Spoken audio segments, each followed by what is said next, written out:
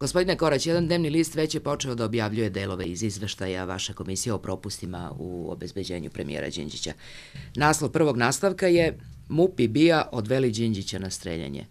Da li je to istina o neadekvatnom obezbeđenju koje je postojalo neposredno pre ubistva premijera Đinđića?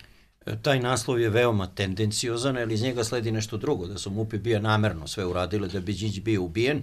Naš izveštaj samo pokazuje jedan ogroman javašluk i neodgovornost i razne druge objektivne nelogičnosti i problemi o obezbeđenju koji su mogli da se otklone. Dakle, govori o tome da postoji odgovornost ljudi u sistemu, ali mi nikada nismo našli da odgovorim, to je osnovni zaključak naše komisije. Ja lično mislim da je to bila kriminalna neodgovornost i da je neko trebao krivično da odgovara, ali mi nikada nismo našli da unutar sistema obezbeđenja, unutar sistema postojala zavera za ubistvo Zorana Đinđića, a to je ključ svega.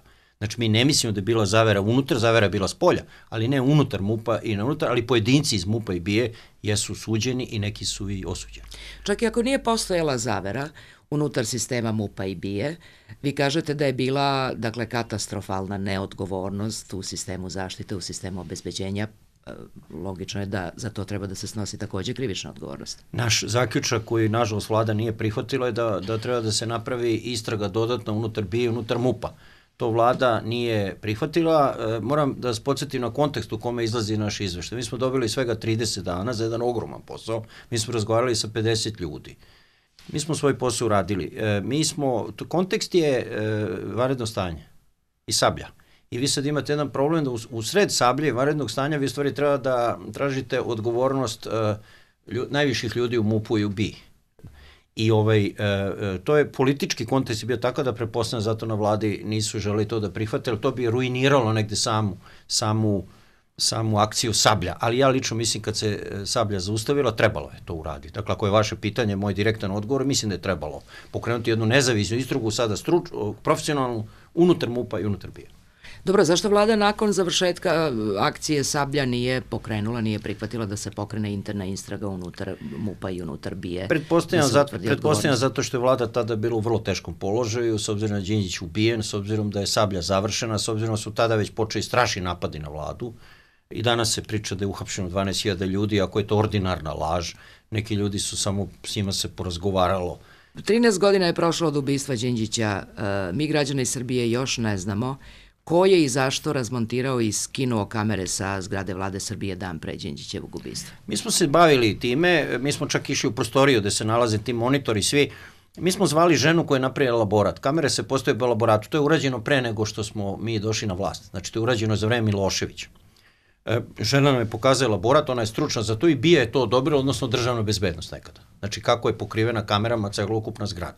Moram da kažem da iza laborata sledi da kamera bi pokazala samo mrtvog Đinđića na ulici, a nijedna kamera nije bila usmerena na okolinu. To je i meni lično nerazumljivo, ali je rečeno da se to tako kod nas radi. Znači, žena koja je radila laborat je došla pred komisiju, sve nam je to objasnjeno. Kamere su skinute zato što su bile skele na zgradi vlade, fasada je rađena po nekom planu održavanja, znači to opet nema veze sa atentatom, ali jeste ta koincidencija da su te kamere i tehnički skinute koje više nisu mogle da funkcionišu, jer ne znam, znate, kad se stave skele oko zgrade, onda stavi onaj papir, onaj najlon da prašina ne leti. Kamera po tim uslovima nije mogla inače da snima. Mislim da je glavni problem što su kamere bile tako postavljene da ni u jednom trenutku nisu snimale okolinu zgrade, ali to je nešto što smo mi nasledili kad smo zatekli. Da smo imali kamere na zgradi vlade Srbije koje su snimale ne samo ko ulazi u zgradu vlade, nego i okolinu. Oni bi pokušali da ubiju. Sa koga su pucali snajperom ne bi mogli, ne bi to mesto izabrali. Oni su imali veze u državnoj bezbednosti, to je pre svega već osuđeni bio zamenik načelnika, mi smo ga smenili 3 meseca pre atentata, znajući da je on... Na koga mislite? Mislim, naravno,